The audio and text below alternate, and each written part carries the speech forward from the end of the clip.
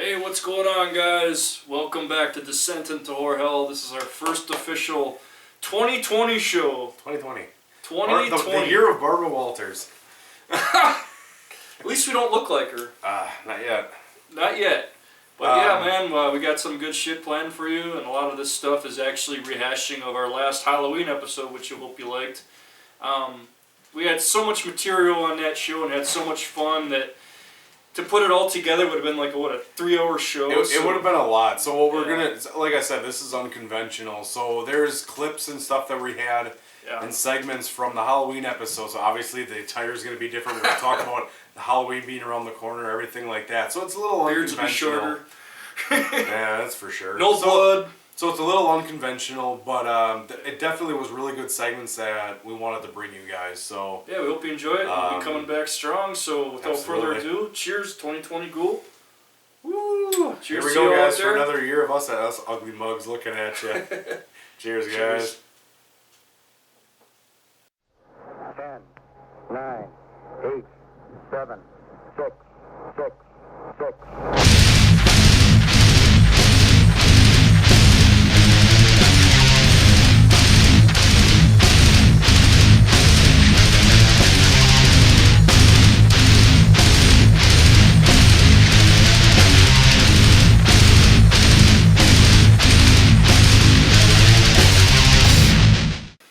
Hey, welcome back to Descent into Horror Hell. We are going to do another segment of recent watches. Obviously, there's been a big span, and we took about 2 months off. And, Gets hectic after a while. The holidays and stuff, we always kind of take a break from. I think one year we actually did a Christmas episode. Yeah. But we decided to take a little extra long break, which, Our jobs are just... We work opposite schedules. He works first and I work third now, so it's harder than hell to get together now, So we obviously make time for all you guys. So without further ado, let's do recent watches.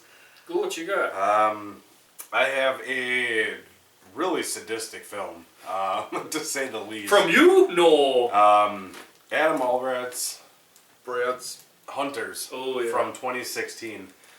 That's a good one. Man, this movie, the name doesn't say it, but when you watch this movie, it's got everything. And, I mean, for all you gore hounds out there, or just cinephiles in general, it's just such a devastating movie.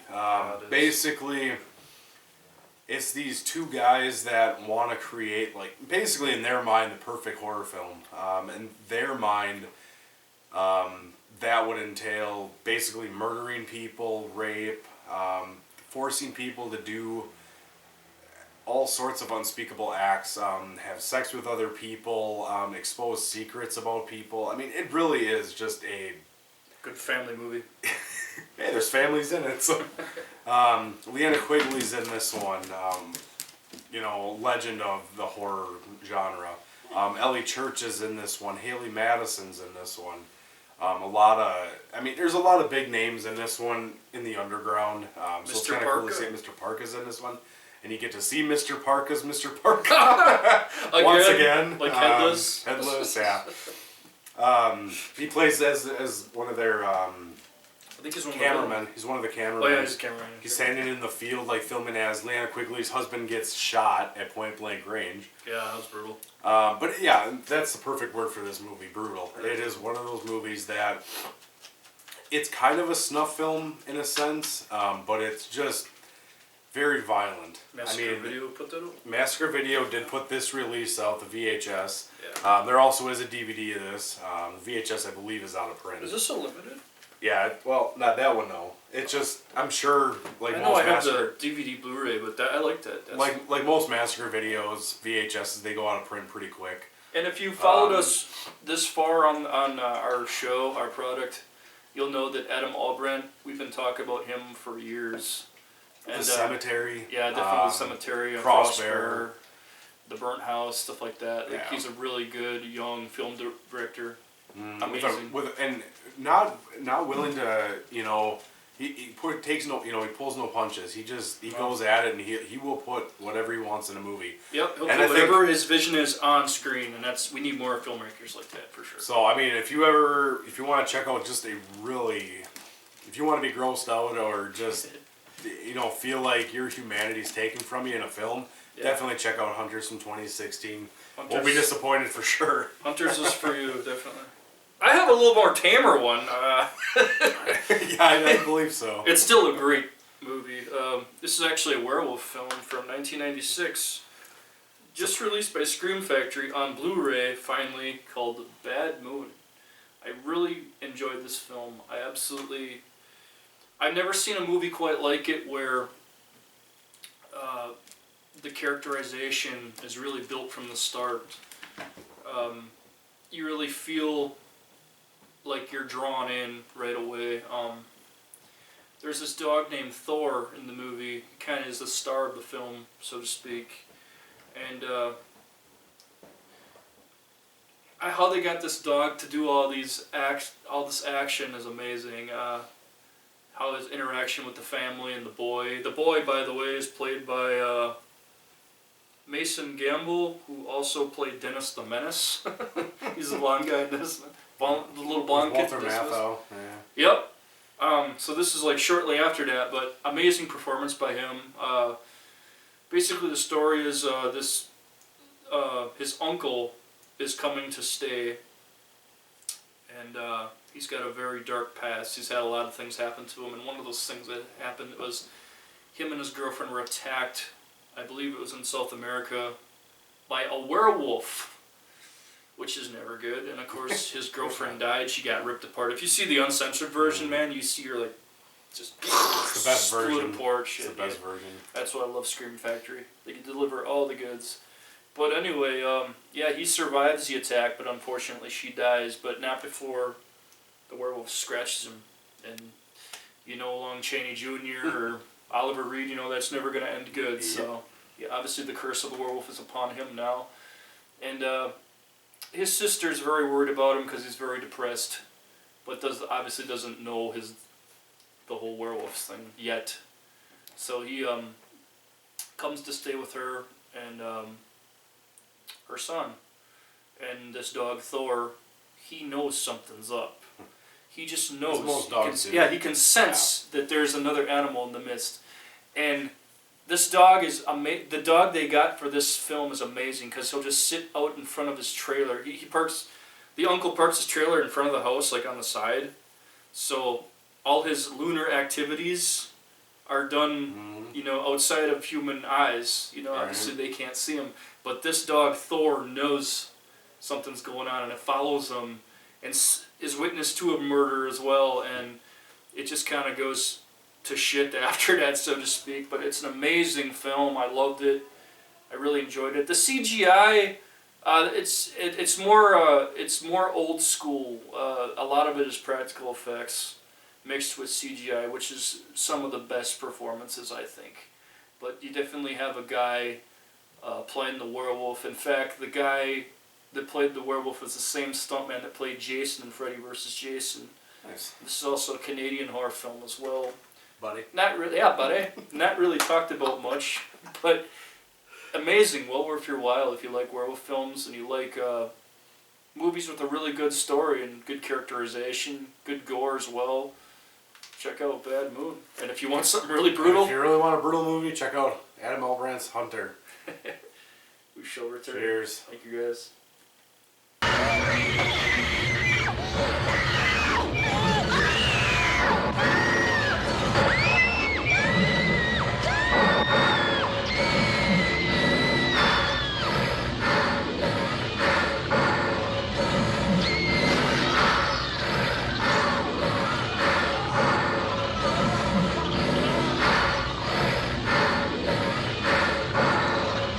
What's going on, horror fans? As we said, some of this material is from our past Halloween show. We just did not, it was just so much material that we just wanted to save it, and we're actually really proud of it because this is like 10 movies we've never talked about on this show that we think deserve to be talked about, that are really good cult underground horror films. And I think it was films that, in our opinion, were films that just either in the 1% get talked about on other shows or by reviewers and stuff, but you just don't hear about them. And it's a real shame because there's so many movies There's out some there. And I hidden get it, gems. And what was really cool Yeah. about this is I turned him on to movies he's never heard of, and vice versa.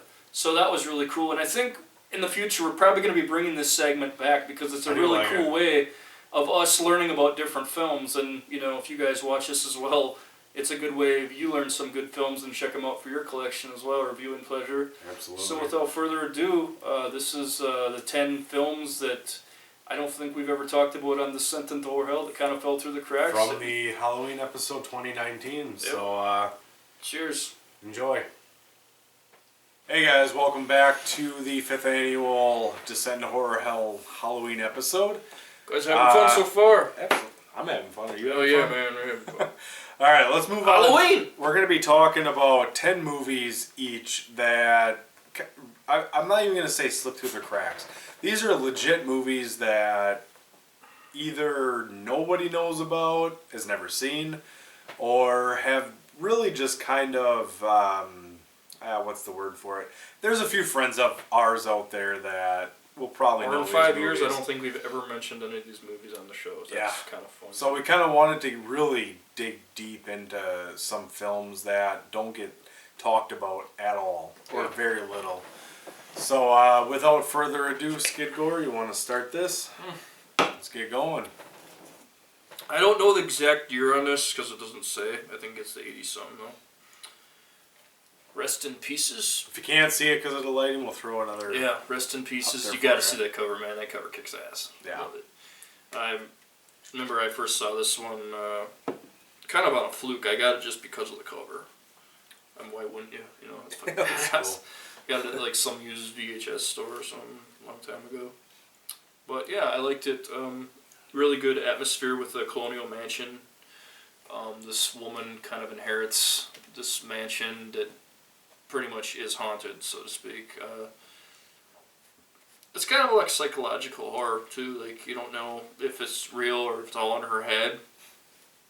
But some pretty cool kill scenes, and really good score in this one as well. But yeah, check out Rest in Pieces. I don't even think this movie's on fucking DVD. I've never heard of that. I think that's why we're doing this, because this is fun, because both of us, you know, we don't know each other's lists, and there probably are movies that he hasn't seen and vice versa, so yeah, Rest in Pieces is definitely one. Check that out. Alright.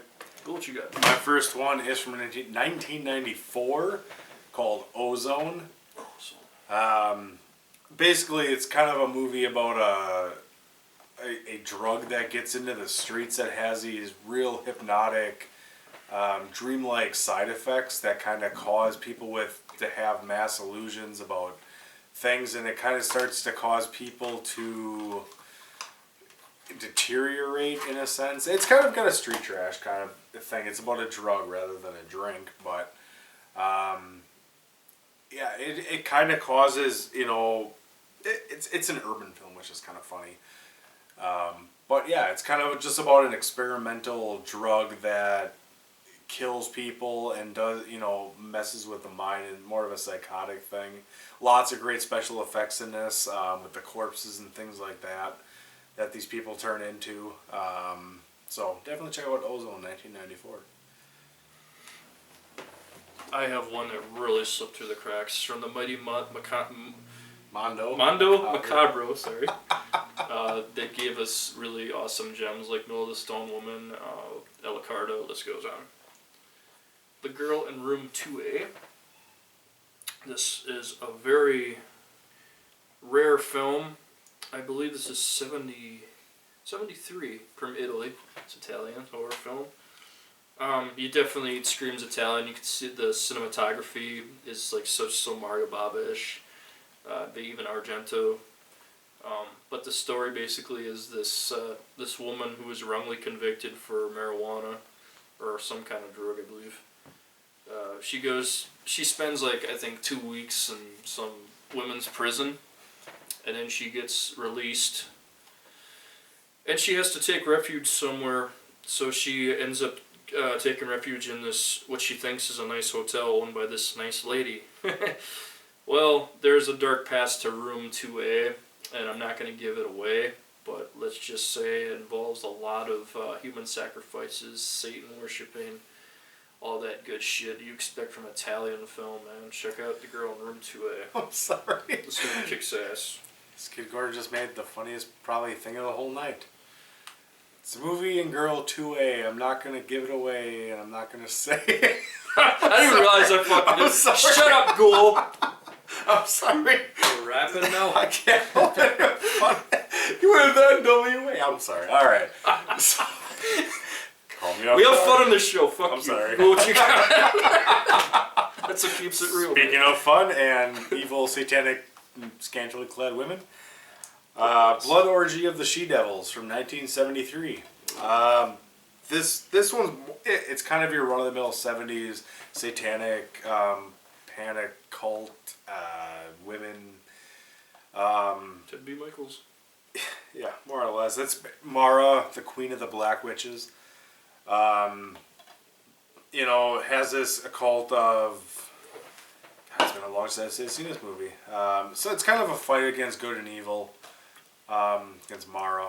Of course, you obviously get the satanic scenes and you know, good stuff. bare-breasted women of the 70s. All the good stuff. In the bush and In the bush. So definitely, if you like these kind of occult movies, this one definitely nobody talks about. Blood Orgy of the She-Devils, really classic, I think, as far as occult movies go. So I believe Ted B. Michaels and Herschel Gordon Lewis went around the same time, so rest in peace to both of them. yeah, pretty much. Richard Stanley, classic Dust Devil. This guy's also responsible for a badass movie called Hardware. That's awesome. Lemmy Kilmister makes an appearance in that movie as well. That's pretty cool. But Dust Devil is a really good... man, this movie has been cut to shit over the years. But this is actually the really good... This is obviously called the Final Cut, so this is one you really should check out. It's got all the... Put more violence and gore and has more story, more backstory with the characters. The VHS version that came out in 93 or 94, like, fucking cut so much of that shit out. Made for TV. Not really. No, not Richard that Stanley one. is Not a that director one, that really is not afraid to push the envelope, not just for gore, but content. You know, he's not afraid to show you something that, you know, most studio, and he had a lot of problem with this film as well. But he also made a lot of cool documentaries about voodoo and stuff. But this is an awesome fucking movie. I love the atmosphere with the dust. Obviously, it's called Dust Devil, so it's in the desert. You have sand everywhere, and it just gives it a really kind of claustrophobic feel at times. Excellent film, Dust Devil. Richard Stanley. Wish more people talked about that movie. Yeah, dude. I heard about that through Killjoy. Next one I got is 1985's Tenement, Game of Survival. Nobody talks about this movie, which is it's kind of it's horror, but it's not. This is one of those movies that just kind of makes you feel really dirty because of the the 80s, the epitome of like the ghettos and the AIDS epidemic. I mean, just everything, the drugs and everything else. But basically, this movie's about just kind of a bunch of thugs that go try to take out this apartment building, which is housed by people. Yeah. And they go through it, and you get this one guy. He kind of just, he's this real badass, like Fonzie type. And he kind of leads his gang through the wanting to take over this old broken down apartment complex, and it kind of turns into like the tenants versus these thugs. And like I said, it's one of those movies that it's kind of it's a cool battle in that sense. But there's guy overdoses in the kitchen. I remember that scene. A lot of drug use in that. A lot of drug use in this one. This was banned for actually a few years because of a lot of all the drug use. Is that the same director that did that other movie, like the Blood Sisters or whatever? Finlay. That I don't remember. Yeah, I think so. Huh. Oh yeah, the Joe Bob Briggs introduces Blood Sisters. Yeah, the sorority movie. That's cool.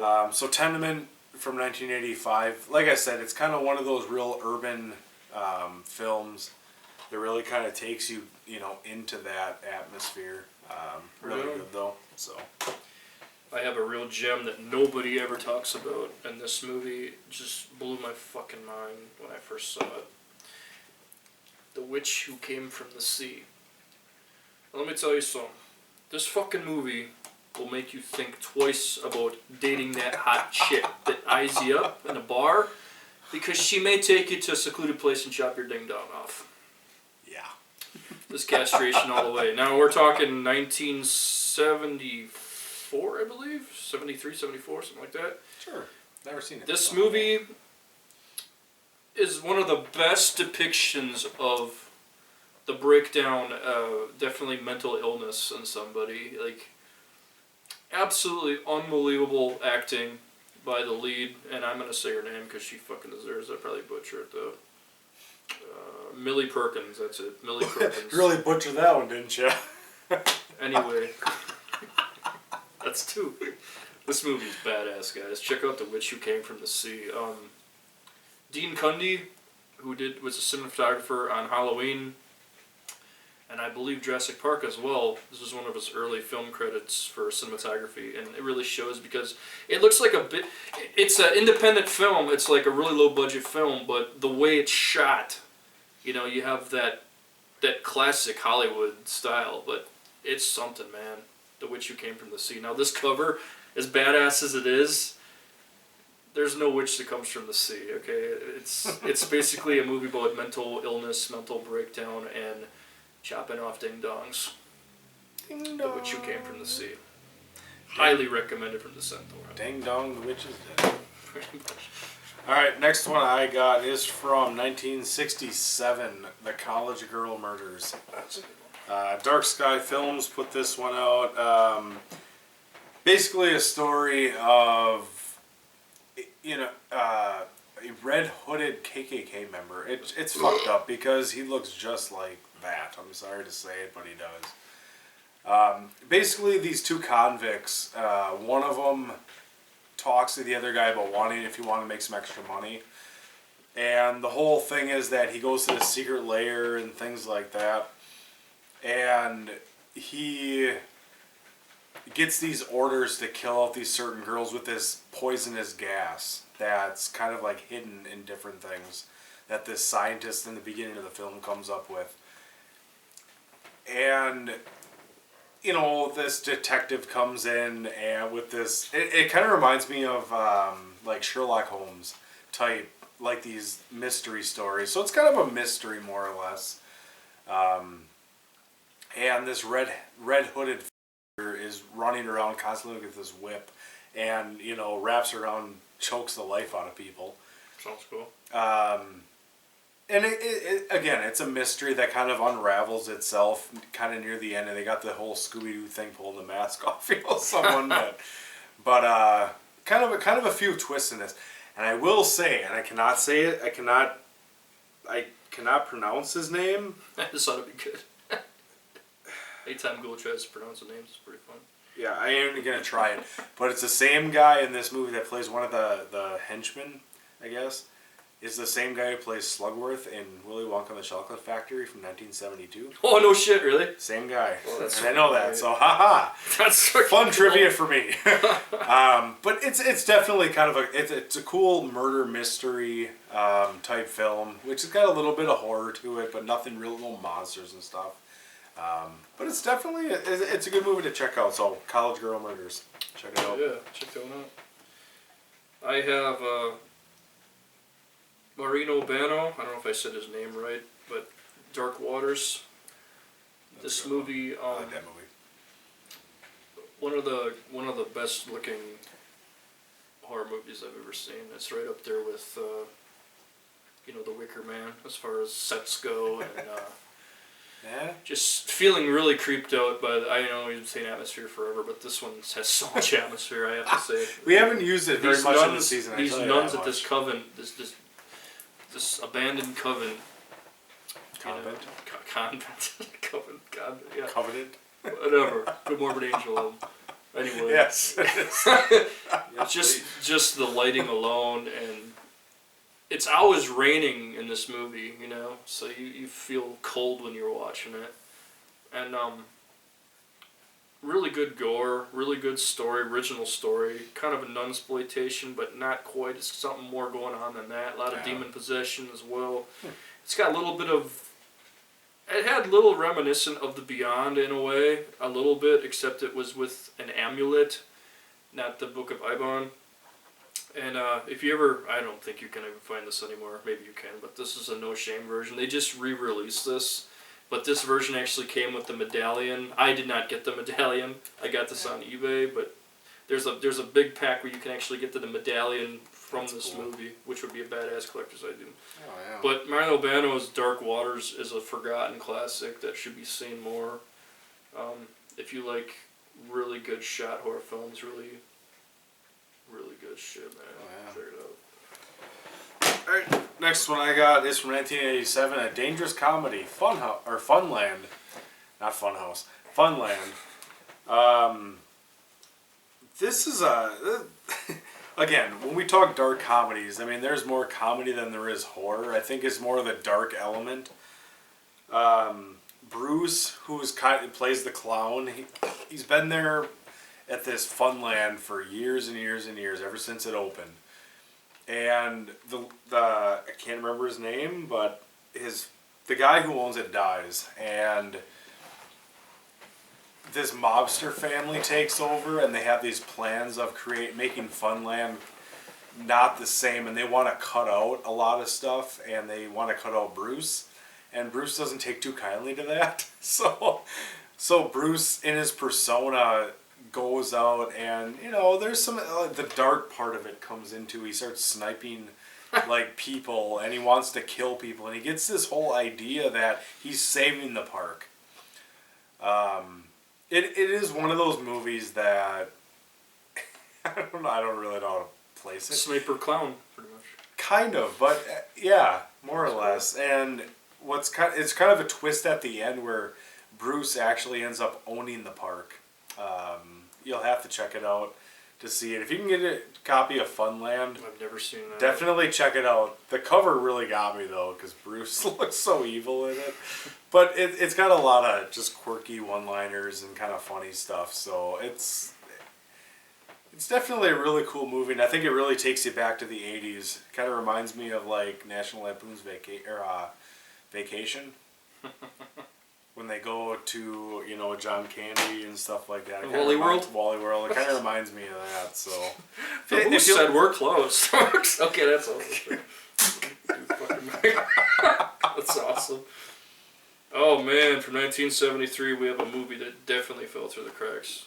It's called Scream Bloody Murder. Now I know what you're thinking, not that Scream Bloody Murder, not that stupid Trevor Morehouse movie. No. This is a really fucking awesome gem. It's about this really disturbed boy who pretty much gets jealous every time his mother finds a man. And that man ends up, Matthew pretty much kills him in the end. And there's an accident where the guy dies, but Matthew's arm gets caught in a tractor or something, and his fucking arm gets ripped off. And obviously he's, mental and delusional, so they send him to the loony bin. But he gets this hook as a hand. Big no-no. So then, I guess they say he's rehabilitated, which is total bullshit, because he's still psycho as hell. And his mother takes him back, and of course she gets another man, and what does Matthew do? Fucking up to his old tricks again, except he's full grown now, and he can do a lot more damage than when he was just a little kid. So he's a man, he's a man! He's like a teenager now, so he can really, yeah, man, this is a fucking awesome movie. Like, he really, there's some really good kill scenes in there. But it says it's first motion picture to be called Gornography. Gornography, that's pretty cool. It's like pornography, but... So check out Scream Bloody Murder. There's an awesome scene. There's a scene I could do without in this movie where, no, it doesn't involve a snake. I know what you're thinking. It involves a dog getting killed. Yeah. Now, I'm not a fan of that at all, but other than that, it was a good movie, well done. This guy's fucking psycho, man. Matthew's fucking psycho. Like, he's trying to find that perfect woman for him, but he ends up... Obviously, he's a virgin, so he's afraid to have sex, basically. instead he makes up with murder, you know. So yeah, it's a good movie. I enjoyed it. From 1973, Scream Bloody Murder. Alright guys, we're going to take a short break here. We'll go kill something, we'll come back and finish these up. Happy Cheers Halloween. guys. Descend Nowhere Else coming back.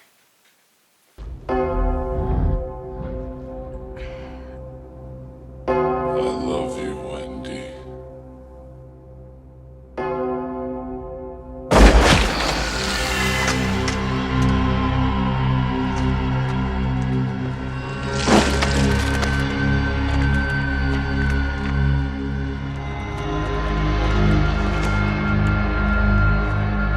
Hello boils and ghouls, welcome back to Descend to Horror Hell. We are doing our annual Halloween episode, of course. Let's get back to the movies here, of movies that you may or may not have heard of. Hopefully you haven't. My next one is The Corpse of Anna Fritz. This was from 2016. It's basically a movie of kind of like this Spanish actress, Anna Fritz, that dies unexpectedly, and she ends up in this morgue. And this guy who works there, he sees that, like, yeah, this is this really famous hot actress that is in my morgue. So he invites his friends over for kind of like a party in the morgue. And they, do a lot of drugs and drink and shit like that. And then just, they get these weird ideas of, hey, what could we do with this really hot girl, sitting in our morgue dead. It's actually a really well-made movie, subtitled, of course, but what are you going to do? It did get overshadowed, because this is from 2016, it got overshadowed by a movie called The Autopsy of Jane Doe, which, personally, myself, I would like that movie better, but everybody knows that movie. So this actually comes in a pretty close second, I think, for as far as autopsy films go. That kind of love it, love the dead kind of films.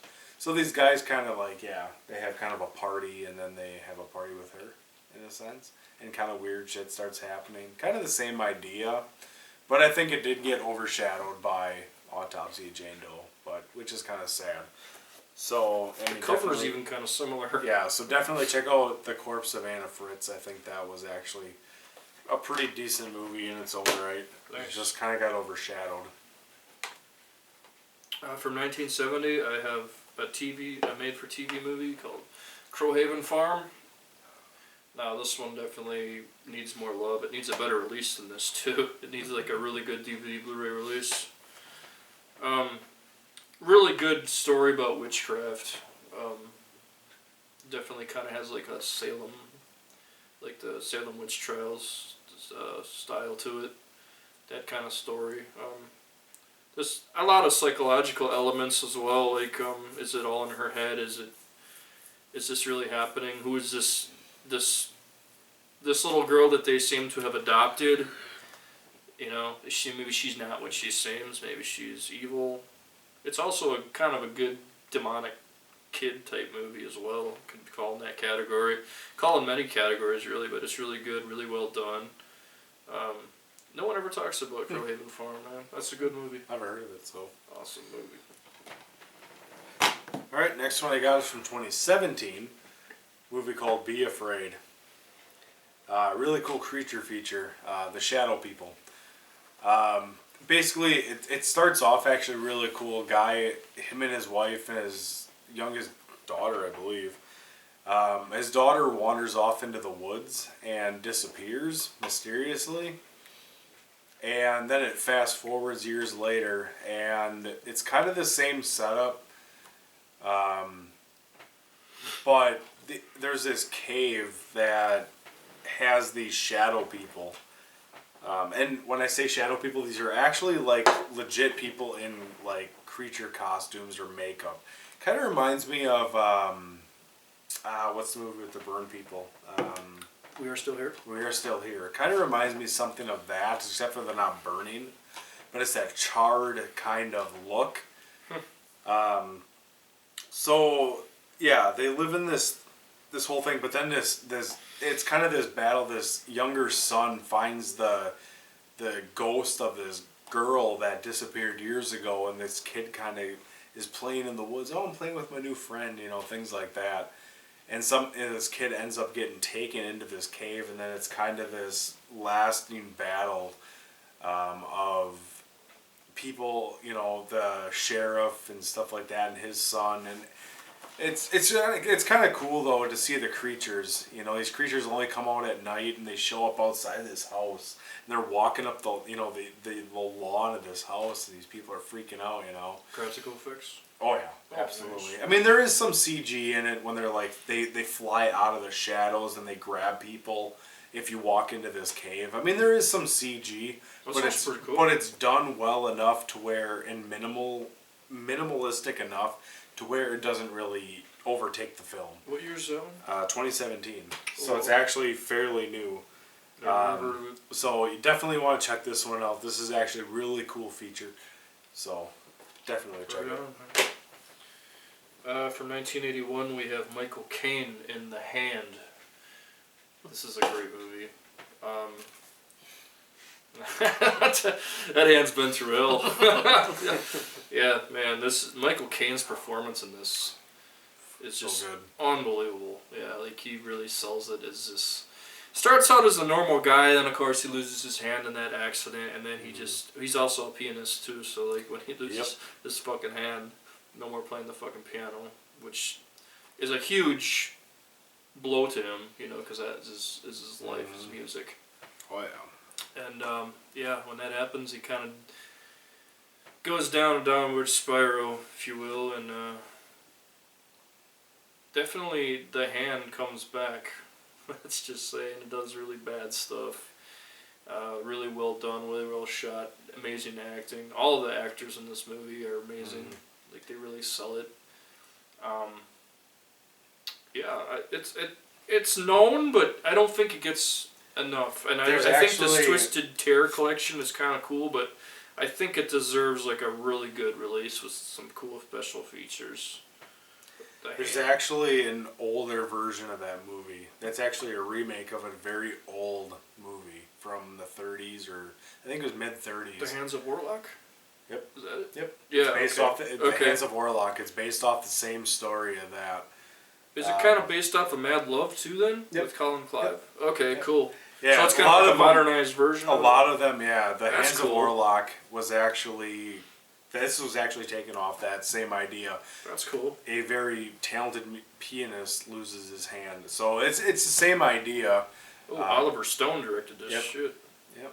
So it's kind of one of those movies that, you know, modernized, I guess. Yeah, The Hand. But it depends on what version. Talk to the hand. Christ. All right, next one I got from 1960, Mill of the Stolen Women.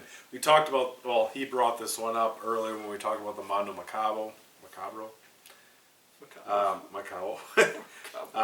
Movies.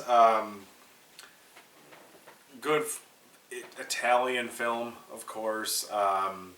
Basically, it takes place in this mill in Holland where this guy goes...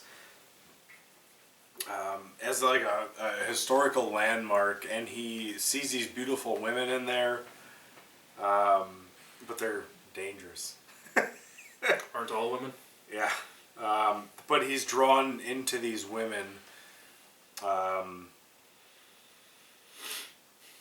mean, it's kind of one of those movies that it has a lot of cool not scenes, but locations. Like the locations of this mill are really cool.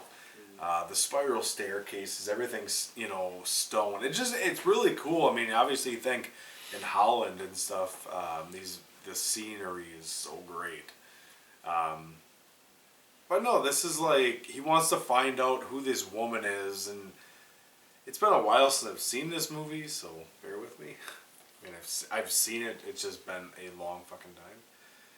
But I know it's about a guy getting seduced by a lot of really attractive women. I remember a really cool stage where these women are dancing on. It's pretty hot stuff. It's like kind of like Cobra Woman. So definitely check out Mill of the Stolen from 1960.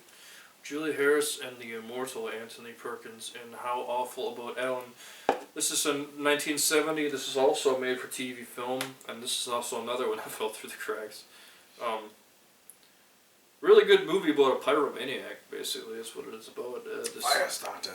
Pretty much like this guy before Firestarter. Firestarter. Like he fucking Anthony Perkins' character is really demented. Anyway, this movie's really fucking good, guys. Check out How Awful About Alan. I'm sorry. I enjoyed this one. Julia Harris was a really good performance. I'm sorry. How Awful About Alan is fucking great. Check it out. Okay. Oh, we're good. Cool. I'm sorry. Okay. You know, if it wasn't for my speech impediment, that'd be okay. I'm sorry. You know, we've all had those moments. And unlike other horse shows, we're not gonna edit. We're not gonna edit that out because if we fuck up, that's what makes it real, man. All right. I'm moving on. It should be. Enjoy it. I'm moving on to a movie Enjoy called the fuck ups. That's right. Room for Tourists, 2005. A all black and white film, which I remember I bought this movie in Madison and we watched Alligator. And then we started watching this and everybody got Rest really in bored peace. of it. I'm sorry. What the hell was that guy's name in Alligator? He just died recently. I don't know. God, I forgot. Yeah. Anyway, rest in peace to him. But we started watching this and everybody in the room was just like, it's black and white, this sucks. But this movie it's kind of like Hostel. Less gory, obviously, but it's kind of like this group of girls that gets pulled together for a common reason, and they end up at this guy shows up and he wants to offer them this room because they missed their train, and they end up in this room and like these girls are kind of like killed, and it's kind of cool because there's these underground tunnels and it's like this old hostel with all these weird rooms and things that lead to nowhere and whatever. Mm-hmm. And these girls kind of start banding together, start finding out that their friends are getting murdered and things like that by these guys for a reason. There is a story at the end, you know, of how it all comes together about a family fortune, but I won't tell you that, even though I kind of did. But What year is it? 2005. It is shot in black and white, but I still... That's probably why we were turned off at the time. At the Because time. we were like, we were just stupid kids. We just didn't feel like watching a black and white movie at the time. But I'm sure it's probably good. It actually is really good, though. It's got some cool kind of like torture scenes where they, find and torture these women. But it's definitely worth checking out. There's a lot of cool kind of jump scares in it. Nice. Things that pop out of nowhere, things you don't expect. Definitely check out Room for Tourists. I thought it was actually pretty good when I actually sat down and got to watch it. Nobody bitching at me saying, it's boring. Yeah, that was Yoko that did that.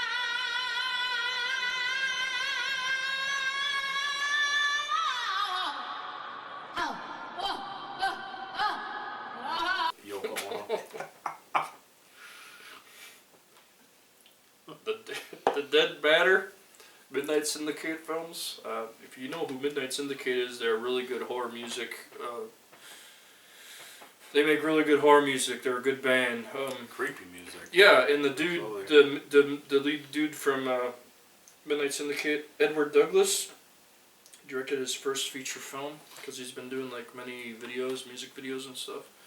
Mm-hmm. But this is his first official film, The Dead Matter, and I actually really enjoyed this movie. I heard about it through Rumor, and yeah, I really enjoyed it. Tom Savini does a appearance in it. He's actually in it longer than most of his cameos. Most than 30, 40 seconds? Yeah, and also Andrew Divoff, said that wrong, I'm sorry, but the dude that played the Wishmaster in Wishmaster, the Djinn, he's in it as a vampire with a really bad hair day. But this is really cool. You get vampires and zombies, and really good. This movie has a lot of atmosphere, Jack. Absolutely. The Midnight Syndicate is pretty much the soundtrack to Halloween as far as I'm concerned. Yeah. When I watched this, the October, it really fit. And this is a really cool package too. If you get this is a 3 deluxe version. You get the movie, plus you get the Dead Matter soundtrack, and you also get this Halloween music, Midnight Syndicate. So that's a pretty cool deal. Okay. I really enjoyed it. Good gore, good story. The black chick was kind of annoying, but other than that, That was one. I thought it was pretty cool. Check out The Dead Matter. And that, nope. Oh, sorry, Gould. Oh, I almost cut you off. One more. 1978's The Last House on the Beach. This movie kind of really played off 1972's Last House on the Left. They tried to play off that real depraved feeling.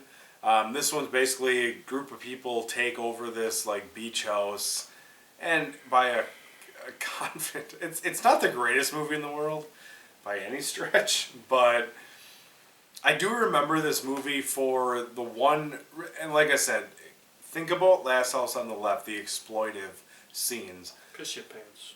And I remember David Hess is not in this movie. Sorry, I had to. But like the scene where they have the nun, they're all sitting in the room and they make this nun basically strip from her entire cloth down to like bra and panties, I believe. I mean, it's things like that where it's the idea that they're making this convent, these nuns like do this stuff. Not really much for gore or things like that. I mean, it makes it seem like it's the greatest thing on earth. But there's a lot of cool people in here that from Nightmare, Laura Trotter from Nightmare City, Florina Balkan from Flavia the Heretic. And Lizard and Woman Skin. And Lizard and Woman Skin. I mean, there's a lot of people in here that are from a lot of films that we all know. Is that an Italian film? It is. Okay, that was a stupid question. Yep. So it's something to check out if you're a fan of kind of those exploitive films like Last House on the Left, things like that. So definitely check out Last House on the Beach. That was awesome. So, hope you guys got some really good and rare films out of that. I mean, Gould turned me on to shit and I turned him on to shit, and that was awesome. That's the way it should be. We keep it real. Yeah, I hope you guys got some good shit out of that for Halloween viewing. Alright guys, we're going to come back and we're going to do a Planets Collide. You're not going to want to miss this one because we have a special guest as we talked about previously. Should be fun. So guys, come back. Let's talk some metal. How about that? Happy Halloween! Cheers.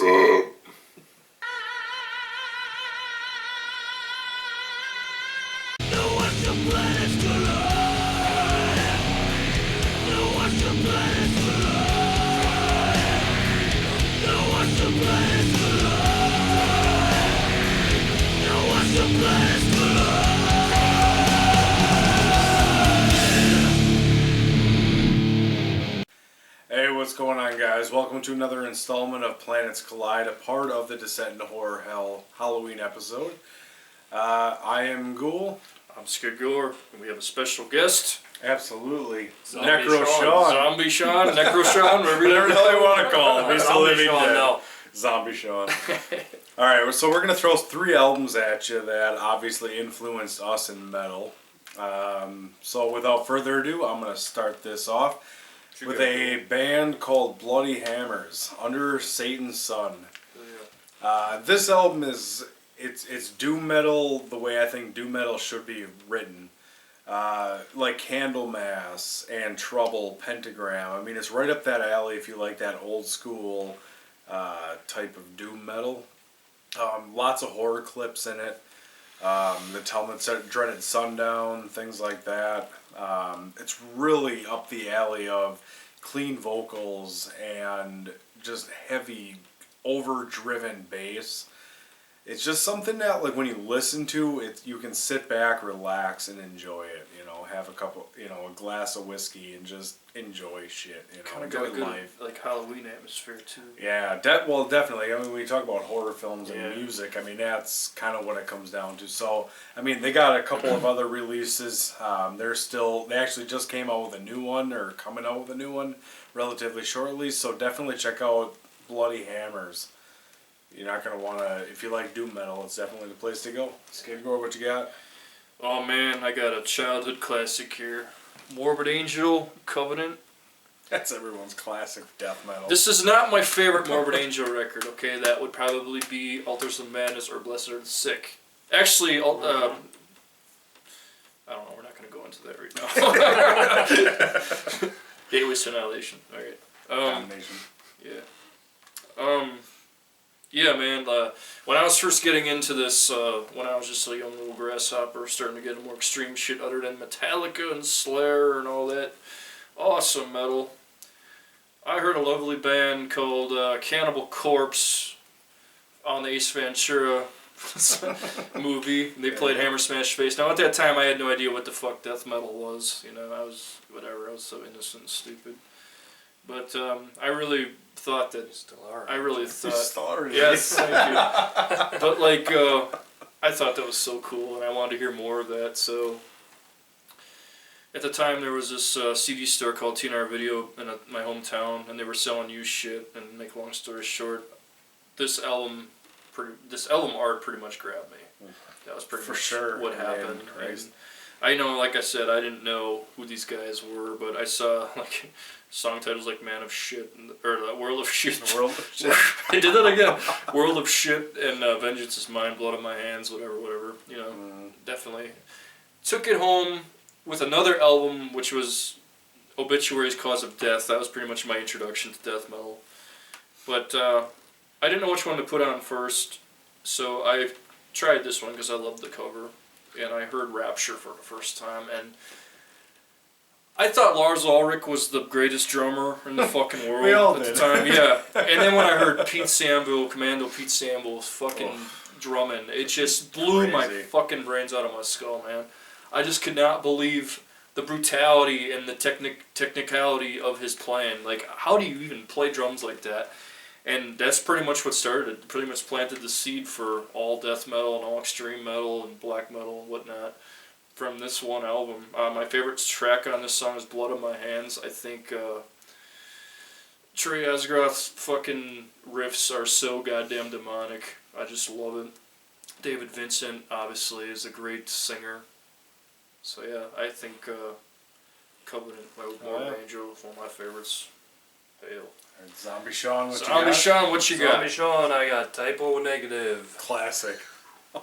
The Four Dicks from Brooklyn. Yo. Hell yeah. Always good. Most depressing record I've ever heard, I think. It's up there. Maybe in my life. Pete was in a I've dark heard place plenty when of you them. played when you wrote that. Yeah, and overall, I mean, World Coming Down. Classic. I mean, All Hallows Eve. Everything we're talking dies. Halloween All Hallows here. Eve. Everything dies. Remember seeing the Yeah. video for that for the first time, dude? Yeah. I wanted to crawl under my bed and die. It was fucking great. It's so depressing. But it's so uplifting at the same time. It is, right. Yeah. And there's humor in it, too. Mm-hmm. Yeah. Because all of Pete's lyrics were always like that. Absolutely. That He was one of a kind. wants to die and wants to live at the same time. Can't have them both, Pete. I mean, Yeah. Bad relationship problems and sexual frustration and suicide and you name it, man. And the that's guy's where it comes out. Yeah. oh yeah. World Coming Down. Awesome bass player. It's great. Awesome keys. Great guy in general, man. All four of them were awesome. Shit, yeah. Full So there we go. We got fucking Planets Collide. We Get them have- up, boys. What do we got? Bloody Hammers, Morbid Angel, and the mighty Typo Negative. Can't go wrong with either of these guys. Check them out. Check us out. We're going to go back to the set no hurl. Back to you guys. Cheers. Happy Halloween.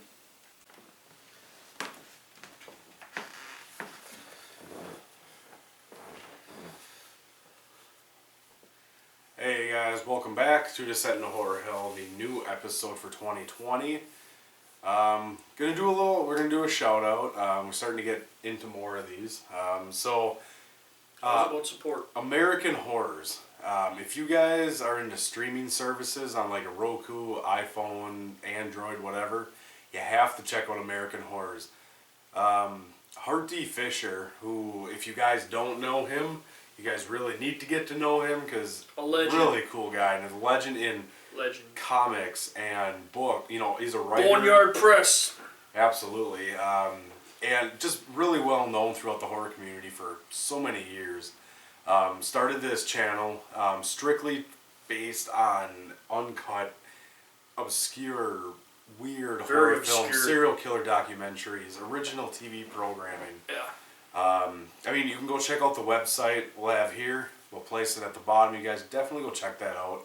Absolutely. It's a free service. There are some things, some of his shorter films like Garbage Man, that you can Very rent. hard to find film too. Very hard to find. And you can rent some of his stuff, but he's got like original program, the American Horror Story, or American Horror Story. American Horror is like the show itself. There's a couple episodes on there. I mean, it's kind of cool though. It looks pretty badass, man. Yeah, it's really cool to see somebody that really is passionate about it and actually. He actually gives a shit about the genre, you know. Yeah, he wants people to see these movies, and you know we do our part. Like we give the 10 movies that people never heard of. Well, this is kind of like taken to the next level because you can actually go there and watch these movies for free. Absolutely. And really great service. You know, Hart Fisher. You know, just he's a stand-up guy, man. Absolutely. He's a fucking great guy. He's a no bullshit artist. He believes in the First Amendment, which is something more people need. He pulls no punches. He don't give a fuck whether you like him or not. He hopes you do, and if you do, you're like that, man. So definitely check out American Horrors. You guys won't be disappointed if you guys want to watch some really cool movies. Absolutely. I know they had some film festival, submissions, and I don't know if they're doing that anymore. We kind of looked around to see it. I didn't see anything new. But I mean, there's, who knows? I mean, sky's the limit for these. I just these recently streaming found out services. about this too, so I mean, we were missing out, and it's cool we know this now, so we can enjoy it as absolutely. well. We want to bring it to your attention as well. So definitely check out American Horrors. Like I said, go on your streaming services. Absolutely. If you go on the website, there's a code you guys can put in on Roku and stuff, and that'll get you access and whatever. So definitely go do it. Hart Fisher, we love you, man. Keep up. kick ass. This one's for you. Yeah, let's have a toast for Harvey. Cheers. Cheers, brother.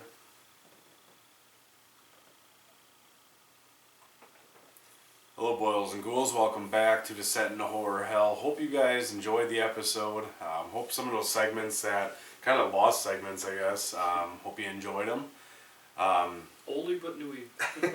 Pretty much, yeah. And I mean that's the cool thing about our Halloween episode is there's so much content. You don't realize how long you shoot and how much you have. You want to go all out, and sometimes it just happens that way. That a show ends up an hour and a half, and it's like, okay, too long. Definitely happens. But it always seems like this is a reoccurring thing. Every show we do, we do it once a month, and it always seems like we lose somebody or a few people. Obviously, no exception to this episode. Yeah. Today we found out that Sean Reinert, the drummer for Death and Cynic, passed away at 48. Kind of a shock. I really didn't. That was hard news to swallow. I didn't read too much into it, but about what all happened. So I'm not going to be an expert on it and say it. But obviously, drummer, my favorite Death album, the first Death album I ever heard, Human, from '91. Human, yeah. He was in the band. I mean, really only '91 and '92. But if we're wrong on that, we're sorry, but we're no experts. But Cynic, I mean, he was a founding member of Cynic. They were technical. Focus. Check out the album Focus. His drumming on Focus. I mean, so basically, his career after Death was Cynic, and just tremendous drummer, tremendous drummer. Metal community for sure. And not to say any loss, one that really hit home to me, Neil Peart. Yes. As we all know already, obviously not new news. We lost two good drummers. Yeah. And I mean, Neil Peart was one of those drummers that I looked up to, and I idolized growing up being a drummer. I mean, I liked all the metal and stuff like that, but when you get a drummer like Buddy Rich or, Neil Peart, I mean, those were like the pantheon of. And both myself and Ghoul are drummers, so these guys mean a lot. I actually did cry when I found that out. I did too. And I know he had cancer for 3 years, and I guess that kind of goes on the wayside when you don't hear about it for 3 years, and then it just kind of comes up. So it wasn't necessarily the guy had a lot of suffering upstairs too. Yeah. So. But we also want to talk about, obviously, it's been a year now since Bruce Corbett from Rigor Mortis. Support. There he is. Passed away last year.